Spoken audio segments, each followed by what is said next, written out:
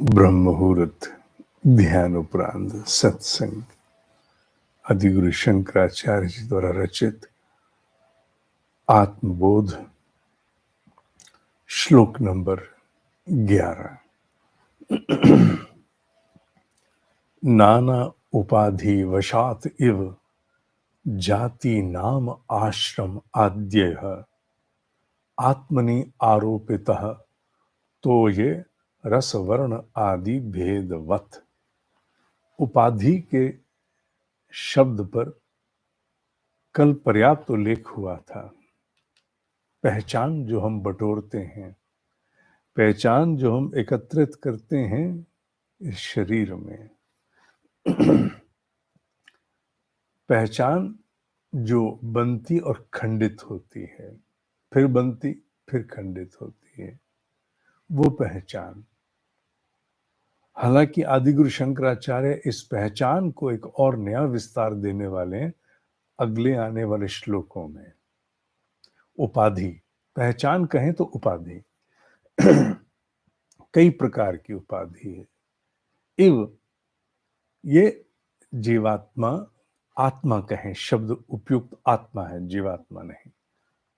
आत्मा कई प्रकार की उपाधि के वश में आकर के एक भिन्न प्रतीति हमें देती है, जबकि वो मुक्त है, स्वतंत्र है, अजन्मा है। पर उपाधियां जब आती हैं, अर्थात पहचान बनती है, आवरण शक्ति आती है, अज्ञान शक्ति होती है, अज्ञान भी एक शक्ति है, तो कई प्रकार की उपाधियां, जैसे जन्म से जाति, कौन से आश्रम में हैं आप, ब्रह्मचर्य में हैं, संन्यास में हैं, वानप्रस्थ में हैं, या मूल गृहस्थ में हैं, ये सारी पहचान क्या हमारी सुसुप्ति की अवस्था में हमें होती है, जिसे हम ड्रीमलेस स्टेट कहते हैं, स्वप्न विहीन अवस्था। जब हमें कोई स्वप्न नहीं आ रहा होता निद्रा में, तो क्या हमें बोध होता है हम कौन सी जाति से हैं,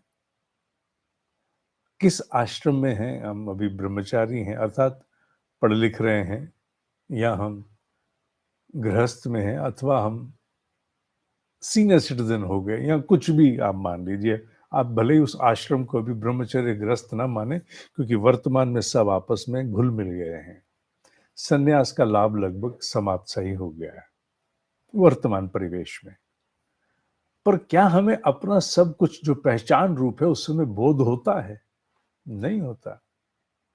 गहरे निद्रा जो स्वप्न विहीन है, जब उसमें ये सारे के सारी उपाधियां विलय हो जाती हैं, कुछ नहीं बचता, पता ही नहीं चलता। बस सोए, इतनी गहरी नींद आई, पता ही नहीं चला कहाँ है। सुबह उठे तो पता लगा, रात भर कुछ ना कोई सपना ना कुछ, बस पता ही नहीं, पता ही नहीं। अर्थात आत्मा का मूल स्वभाव पहचान रहित ही है।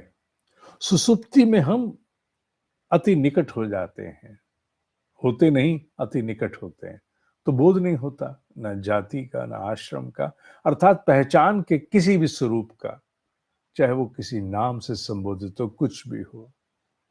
आत्मनि आरोपिता, आत्मा पर ये सारी पहचान आरोपित है।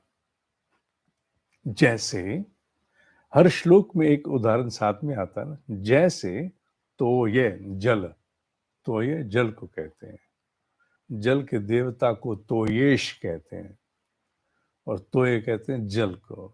तोये रस वर्ण, वर्ण यहां रंग के लिए है, आदि भेदवत। जल का अपना कोई स्वाद है? नहीं है।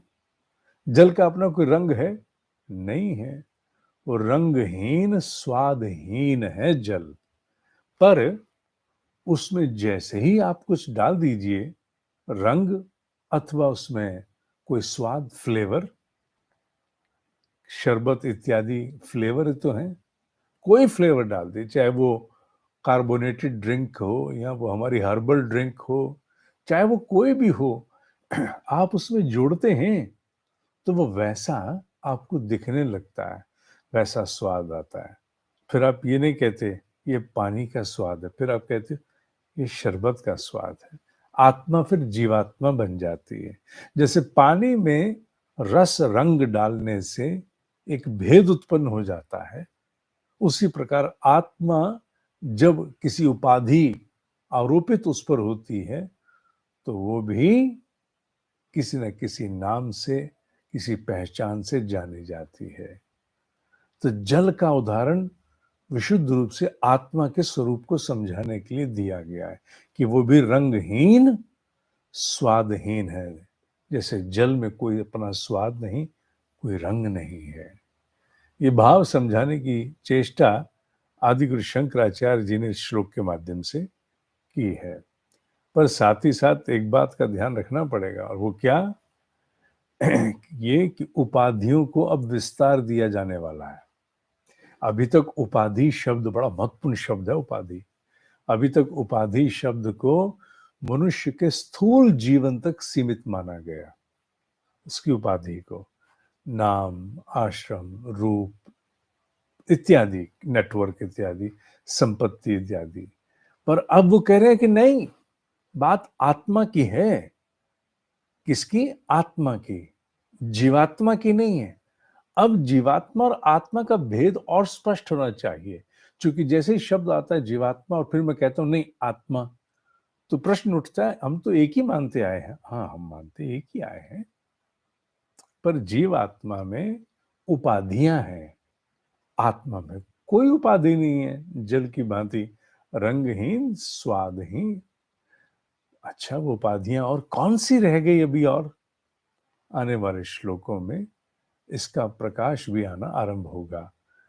कहीं ना कहीं अगर ढूंढने की चेष्टा करो तो निर्वाण षटकम की गूंज आपको आदि गुरु के लगभग स्तुतियां छोड़ दो, स्तुति छोड़ के सभी रचनाओं में मिलेगी। वेदांत टपक रहा है। वेदांत ही तो है, उपनिषदों का सार ही तो है। नित्य अनित्य, आत्म अनात्म के भेद को समझाने की चेष्टा ही तो है।